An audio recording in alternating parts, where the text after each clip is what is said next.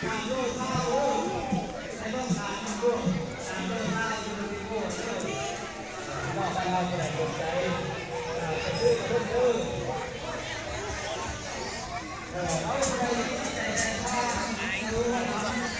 ายคน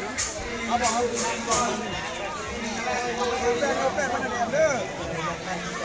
เอาเซฟ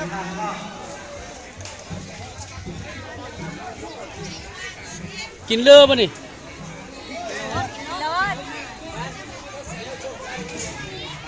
โอ้มวยเป็นหน้าพวกเอ้ย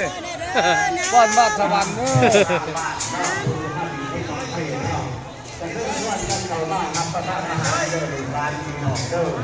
เขามาโดนเดินในโซนในตังหาแล้วเจ้าหน่อยกับเจ้าหน่อยยังเข้ากันอาหารการกินดูเดิน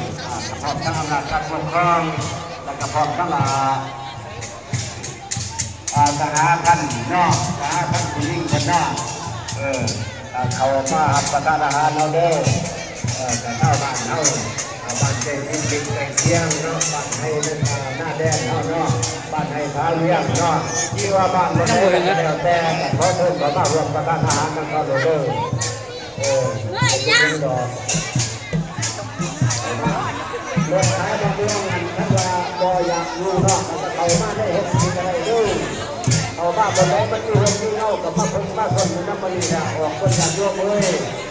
เบื้องร่มโพธิ์ที่จะได้เบื้องหัวข้องที่จะได้มันร่มเรือจะได้ที่กันถ้ามันไม่มีร่มอย่างไรมาเลยจะได้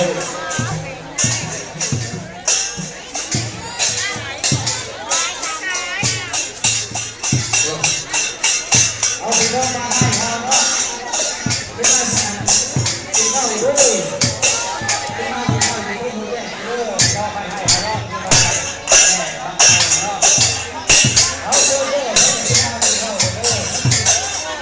เจ้าหมอภาพไปนั่นเลย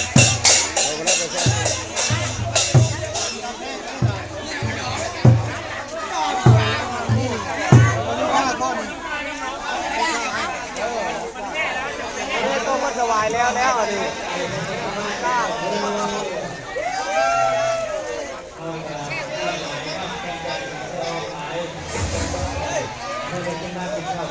เดี๋ยวได้บังไฟเท่าดิ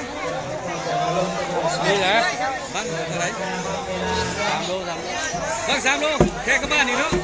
เอาคนนั้นมีแค่กับบ้านคนนั้นมีแบบบัง6 โลไอ้เพลงใช่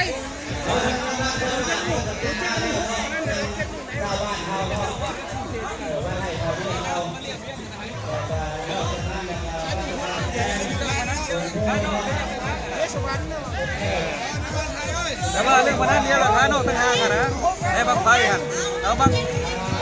นับแต่2 โลแล้วก็3 โลแล้วก็6 โลที่จัดเป็นประเภทแข่งเดียวนะ